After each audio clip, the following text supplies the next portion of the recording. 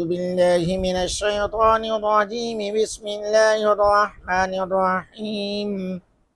ولقد جاءت رسلنا إبراهيم بالبشرى قالوا سلاما قال سلام فما لبث أن جاء بعجل حنيذ فلما رأى أيديهم لا تصل إليه نكرهم وأوجس منهم خيفة قالوا لا تخف إنا أرسلنا إلى قوم لوط وامرأته قائمة فضحكت فبشرناها بإسحاق ومن وراء إسحاق يعقوب قالت يا ويلتى أألد أنا وأنا عجوز وهذا بعلي شيخا إن هذا لشيء عجيب قالوا وتعجبين من أمر الله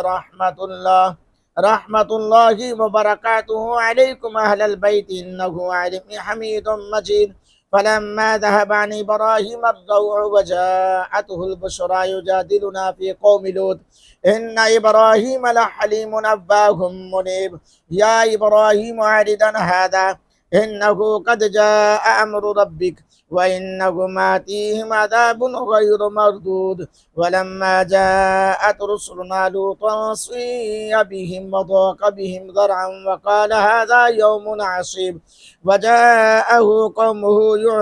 يهرعون إليه قبل ومن قبل كانوا يعملون السيئات قال يا قوم هؤلاء بناتي هن أطهر لكم فاتقوا الله ولا تخزون في ضيفي أليس منكم رجل رشيد قالوا لقد علمت ما لنا في بناتك من حق وإنك لتعلم ما نريد قال لو أن لي بكم قوة أو آبي إلى ركن شديد قالوا يا لوط إنا رسل ربك لن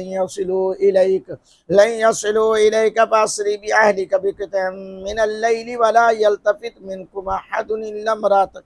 إنه مصيبها ما أصابهم إن موعدهم الصبح أليس الصبح قريب فلما جاء أمرنا جعلنا آليها سافلها وأمطرنا عليها حجارة من سجيل منضود مصفمة عند ربك وما هي من الظالمين ببعيد وإلى مدين أخاهم شعيبا قال يا قوم اعبدوا الله ما لكم من إله غيره ولا تنقصوا المكيال والميزان إني أراكم بخير وإني أخاف عليكم عذاب يوم محيط ويا قوم أوفوا المكيال والميزان بالقسط ولا تبخسوا الناس أشياءهم ولا تعثوا في الأرض مفسدين بقية الله خير لكم إن كنتم مؤمنين وما أنا عليكم بحفيظ قالوا يا شعيب وصلاتك تأمرك أن نترك ما يعبد آباؤنا أو أن نفعل في أموالنا ما نشاء إنك لأنت الحليم الرشيد قال يا قوم أرأيتم إن كنت على بينة من ربي ورزقني منه رزقا حسنا وما أريد أن أخالفكم إلى ما أنهاكم عنه إن أريد إلا الإصلاح ما استطعت وما توفيقي إلا بالله عليه توكلت وإليه أنيب ويا قوم لا يجرمنكم شقاقي أن يصيبكم مثل ما أصحاب قوم نوح ما أصاب ما أصاب قوم نوح أو قوم هود أو قوم صالح وما قوم لوط منكم ببعيد واستغفروا ربكم ثم توبوا إليه إن ربي رحيم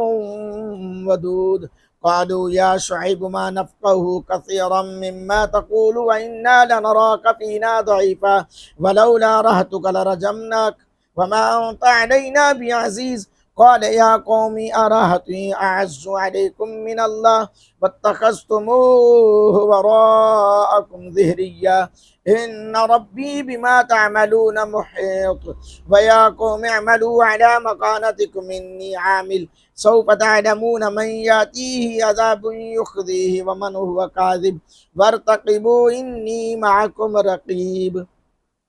ولما جاء أمرنا نجينا شعيبا والذين آمنوا معه برحمة منا وأخذت الذين ظلموا الصيحة فأصبحوا في ديارهم جاثمين كأن لم يغنوا فيها ألا بعدا لمدين كما بعدت ثمود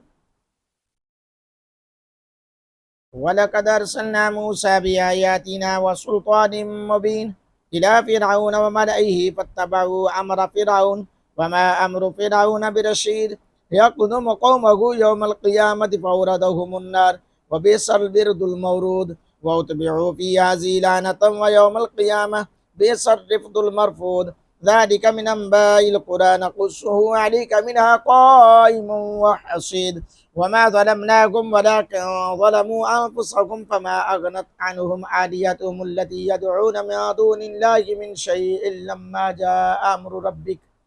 وما زادوهم غير تطبيب وكذلك أخذ ربك إذا أخذ القرى وهي ظالمة إن أخذه عليم شديد إن في ذلك لآية لمن خاف عذاب الآخرة ذلك يوم مجموع له الناس وذلك يوم مشهود وما نؤخره إلا لأجل معدود يوم يأتي لا تكلم نفس إلا بإذنه فمنهم شقي وسعيد فأما الذين شقوا ففي النار لهم فيها زفير وشهيق خالدين فيها ما دامت السماوات والأرض إلا ما شاء ربك إن ربك فعال لما يريد وأما الذين سعدوا ففي الجنة خالدين فيها ما دامت السماوات والأرض إلا ما شاء ربك عطاء غير مجزوز فلا تك في مرية مما يعبد هؤلاء ما يعبدون إلا كما يعبد آباؤهم من قبل وإنا لموفوهم نصيبهم غير منقوص ولقد آتينا موسى الكتاب فاختلف فيه ولولا كلمة سبقت من ربك لقضي بينهم وإنهم لفي شك منه مريب وإن كلا لما ليوفينهم ربك أعمالهم إنه بما يعملون خبير فاستقم كما أمرت وما تاب معك ولا تطغوا إنه بما تعملون بصير ولا تركنوا إلى الذين ظلموا فتمسكم النار وما لكم من دون الله من أولياء ثم لا تنصرون وأقم الصلاة طرفي النهار وزلفا من الليل إن الحسنات يذهبن السيئات ذلك ذكرى للذاكرين واصبر فإن الله لا يضيع أجر المحسنين فلولا كان من القرون من قبلكم أولو بقية ينهون عن الفساد في الأرض إلا قليلا ممن أنجينا منهم واتبع الذين ظلموا ما أترفوا فيه وكانوا مجرمين وما كان ربك ليهلك القرى بظلم وأهلها مصلحون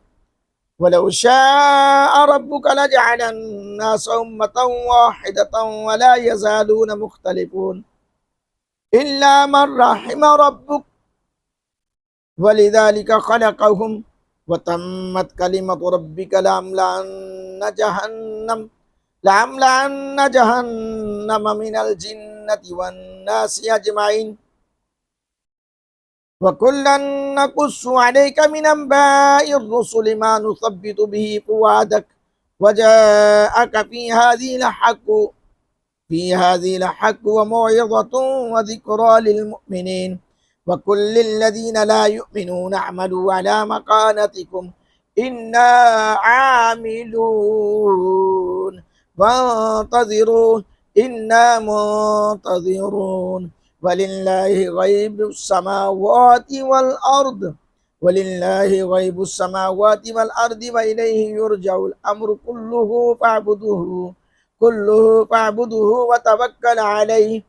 وما ربك بغافل عما تعملون صدق الله العظीम अल्हम्दुलिल्लाह सूरह हूद भी मुकम्मल हो चुकी है। इंशाअल्लाह अब अगली वीडियो में आपको सूरह यूसुफ जो है वो मिलेगी। दुआ है अल्लाह ताला हम सब का हामी नासिर हो, मेरे लिए मेरे अहलो याल के लिए इस कुरान की तिलावत को बख्शिश का सामान बनाए, आप सब के लिए आप सब के अहलो याल आबा अजदाद के लिए भी बख्शिश का सामान बनाए। आमीन सुम्मा आमीन।